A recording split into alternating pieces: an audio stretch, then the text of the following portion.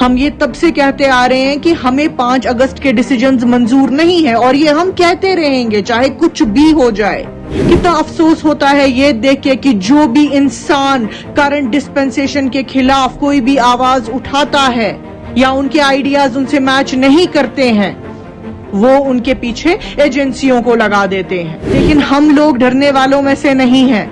हम लोग वो नहीं हैं जो बस खामोश बैठ जाएंगे चुपचाप क्योंकि हमें डराया जा रहा है। इंसान हम भी हैं। अगर वो सवाल करेंगे हम जवाब देंगे क्योंकि हमारे पास जवाब है। हमने जिंदगी भर कोई गलत काम किया नहीं है। आज की डिस्पेंसेशन को चाहिए कि इनके खिलाफ कोई बात ना करे।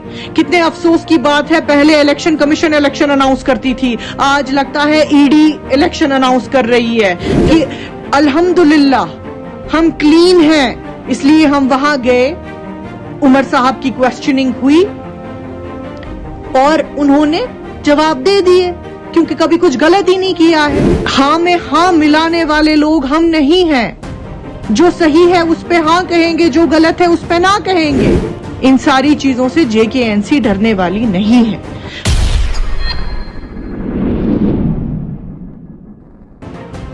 जो आज हमने देखा कि JKNC vice president mister Omar Abdullah को ईडी ने क्वेश्चनिंग के लिए बुलाया दिल्ली में। हालांकि रोजे थे लेकिन उन्होंने पोस्टपोन नहीं कराया डेट अपना, क्योंकि उन्हें ये बिल्कुल मालूम था कि भाई जब इंसान क्लीन है तो डरने की क्या बात है। जाएंगे, बात करेंगे, रोजा भी हो, लेकिन तो क्या होता है, अगर वो सवाल करेंगे हम जवाब देंगे क्योंकि हमारे पास जवाब है। हमने जिंदगी भर कोई गलत काम किया नहीं है। कितना अफसोस होता है ये देख के कि जो भी इंसान करंट डिस्पेंसेशन के खिलाफ कोई भी आवाज उठाता है या उनके आइडियाज उनसे मैच नहीं करते हैं, वो उनके पीछे एजेंसियों को लगा देते हैं ताकि ये जो लोग हैं ये इसी में बिजी रहे, ट्रैप्ड रहें, इनको कोई मौका ना मिले और कोई काम करने का, इनको परेशान करे जहनी तौर पे। लेकिन हम लोग डरने वालों में से नहीं हैं। हम लोग वो नहीं हैं जो बस खामोश बैठ जाएंगे चुपचाप क्योंकि हमें डराया जा रहा है। इंसान हम भी हैं, बुरा हमें भी लगता है, लेकिन उसका मतलब ये नहीं है कि हम डर के चुपचाप बैठ जाएंगे, क्योंकि अल्हम्दुलिल्लाह हम क्लीन हैं। इसलिए हम वहां गए, उमर साहब की क्वेश्चनिंग हुई और उन्होंने जवाब दे दिए क्योंकि कभी कुछ गलत ही नहीं किया है।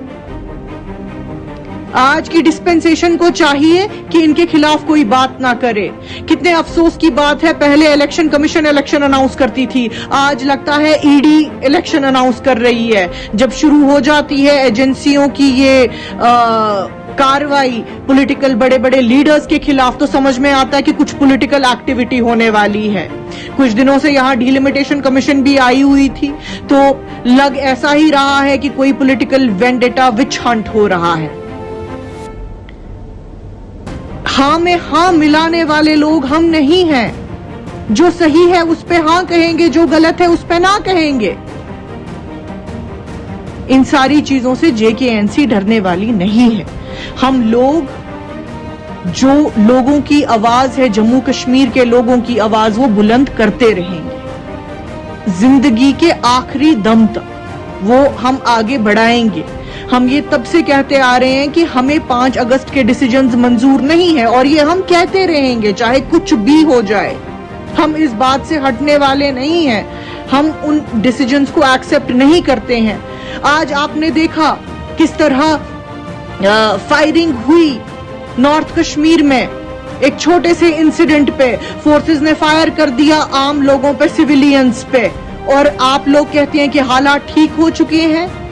इससे बड़ी शर्म की बात क्या हो सकती है कि जब आप रोज रोज ये ढोल बजा रहे होते हैं कि कश्मीर में सब कुछ ऑल इज वेल, तब आम आदमी पे गोली चली। आपको चाहिए कि आप इंक्वायरी करें इसमें, उनको कसूरवार ठहराए जिन लोगों ने ये किया।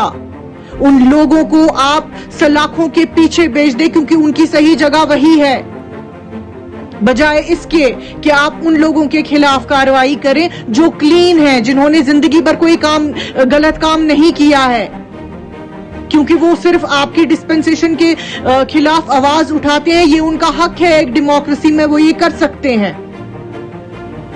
बहुत बहुत अफसोस होता है ये देख के जिस तरह ये गवर्नमेंट कार्रवाइयों पे कार्रवाइयां करती है उन लोगों के खिलाफ जो इनको लगता है कि हमारी आइडियोलॉजी के साथ नहीं चलने वाले हैं। हमें प्रेशराइज किया जाता है, प्रेशर टैक्टिक्स इस्तेमाल किए जाते हैं। यह कहा जाता है रोज रोज 5 अगस्त के बाद हालात ठीक हो गए। रोज हम सुनते हैं कहीं ना कहीं एनकाउंटर हो गया, रोज हम सुनते हैं कहीं ना कहीं कोई ऐसा हादसा हो गया जो नहीं होना चाहिए था, किसी पे अटैक हो गया, किसी की जान चली गई। ये लोग कसूरवार लोग थोड़ी होते हैं, आम लोग होते हैं जिनकी जान चली जाती है। और फिर उसके बाद आप कहते हैं यहां हालात बिल्कुल ठीक है। आज फोर्सेस ने गोलियां चलाई आम आदमियों पे नॉर्थ कश्मीर में। क्या यही हालात ठीक है? इसी चीज का आप ढोल बजा रहे होते हैं रोज रोज।